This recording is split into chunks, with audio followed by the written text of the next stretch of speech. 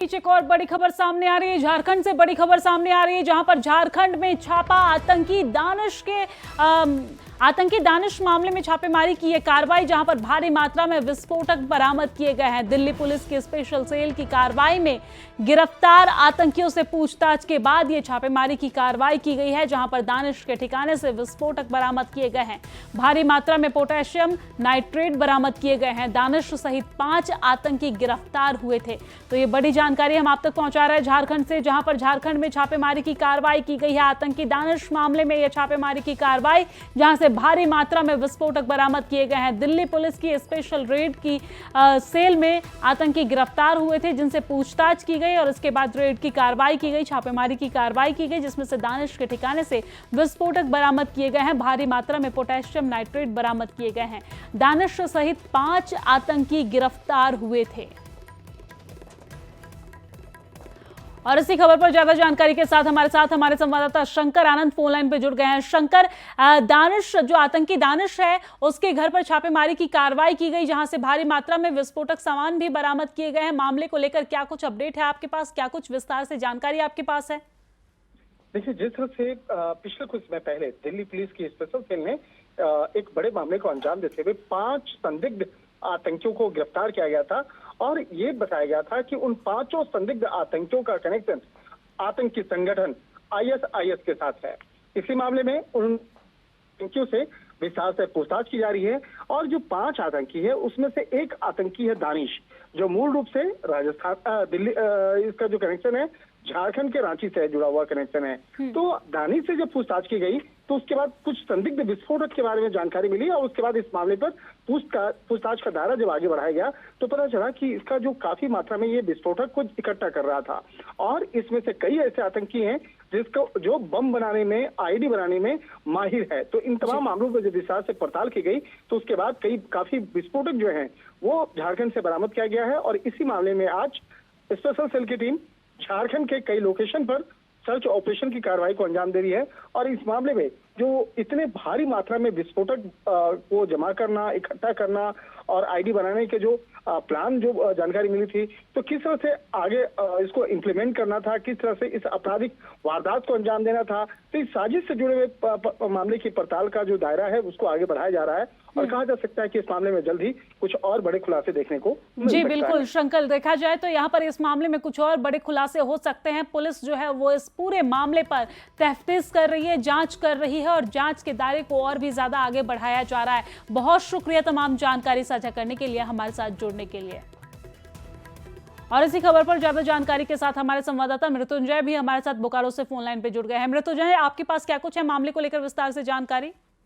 देखिए, जो Delhi special team जो पहुंची थी वो सबसे पहले पेटरवार पहुंची, जहां दानिश का घर है। उसी जगह एक ऊटा सारा जगह है, वहीं एक महतो बीज भंडार है, वहीं पर दानिश को ले जाया गया क्योंकि दानिश के पास जो विस्फोटक मिला था जिसमें पोटासियम नाइट्रेट भी उसके पास मिला था। जब उससे पूछताछ की गई तो उसने बताया कि जो उतासारा में महतो बीज भंडार है उसी से उसने वो खरीदारी की है।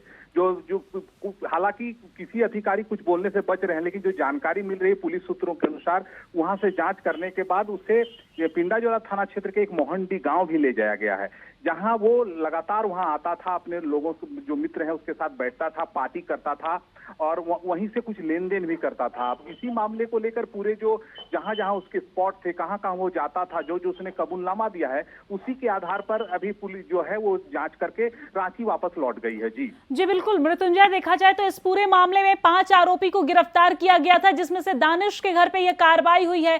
क्या आगे भी कोई कार्रवाई हो सकती है अन्य आतंकियों के घर पर और वहां से भी कुछ मिलने की आशंका है?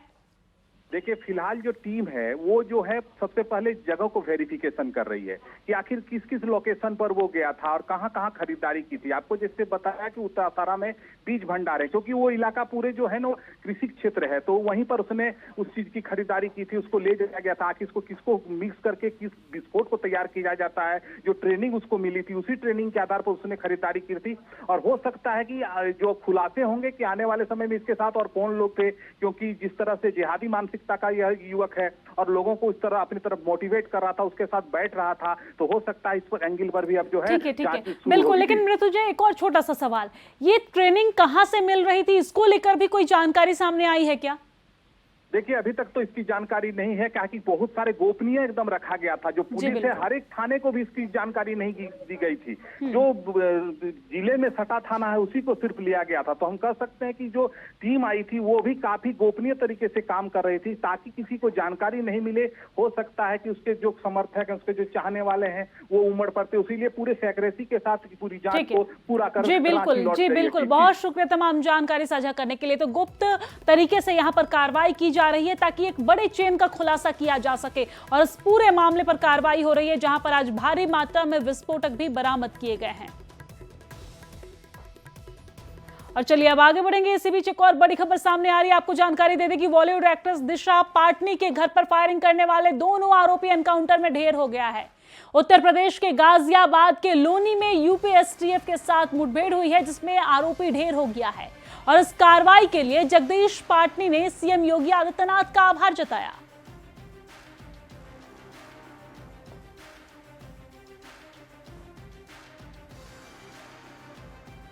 और अब आगे बढ़ेंगे। खबर पटना से है, जहां पर वन्य और वन्य जीव की तस्करी करने वाले गिरोह का खुलासा किया गया है। डीआरआई की टीम ने तस्करी का खुलासा करते हुए 2 तस्करों को गिरफ्तार किया है। सूचना के आधार पर तेंदुए की खाल और हाथा जोड़ी डीआरआई ने बरामद किया है। आपको जानकारी दे दें कि अंतर्राष्ट्रीय बाजार से बरामद तेंदुआ खाल और हाथा जोड़ी की कीमत लगभग 50 लाख रुपए बताई जा रही है और आंकी जा रही है। ये गिरोह तेंदुआ और मॉनिटर छिपकली का शिकार करता था। आपको बता दें कि इन दोनों वन्य जीवों का अंतर्राष्ट्रीय स्तर पर व्यापार प्रतिनिधित्व है। तो यहाँ पर वन्य जीव का अंतर्राष्ट्रीय स्तर पर व्यापार प्रतिबंधित है, लेकिन यहाँ पर फिर भी जिस तरीके से किया गया है उसके बाद इस पूरे मामले पर कार्रवाई लगातार जारी है। अब खबर अररिया से है, जहां पर स्मैक पीने से मना करने पर नशेड़ियों ने एसिड अटैक कर दिया है, जिसमें 7 लोग झुलस गए हैं, जिसका सदर अस्पताल में इलाज चल रहा है। आपको बता दें कि एसपी ने बताया है कि मामले में 4 लोगों को गिरफ्तार कर लिया गया है। घटना आरएस थाना क्षेत्र का बताया जा रहा है।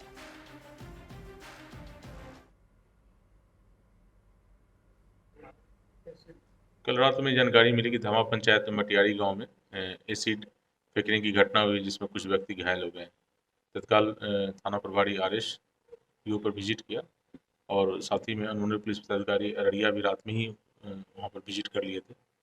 वहां से जाने पर मालूम चला कि एक नशे का आदी है लड़का महेश शाह, और उसके बगल में उसी गांव के जो रहने वाले हैं उनके कामत पर एक घर बना हुआ है, जिस घर में रहते नहीं है वो, लेकिन घर बना हुआ खेत के बीच में, तो उसमें जाके स्मैक पीने का काम करता था, नशा लेता था। एसटीईटी परीक्षा आवेदन का लिंक जारी नहीं होने पर अभ्यर्थियों ने बिहार विद्यालय परीक्षा समिति का घेराव किया है और इस दौरान उन्होंने जमकर नारेबाजी भी की है। मौके पर काफी संख्या में पुलिसकर्मी भी मौजूद थे। समिति के अध्यक्ष ने अभ्यर्थियों को लिंक जारी करने का भरोसा दिया, तब जाकर हंगामा शांत हुआ है। हम लोग के पक्ष में है, एसटीईटी का विज्ञापन जारी हुआ है, तो आवेदन लिए जाएंगे। निश्चित रूप से बस टेक्निकल इशू के वजह से आवेदन की तिथि को घोषित करके और रोक लिया गया। तो हम लोग चाहते हैं कि अगर अभी बीएसईबी के सेक्रेटरी आदरणीय प्रमोद कुमार जी से बातचीत, उन्होंने कहा है कि शनिवार को अखबारों में इश्तिहार चले जाएंगे और रविवार से यानी 21 तारीख से 21 सितंबर से आवेदन शुरू हो जाएंगे। और इस बुलेटिन में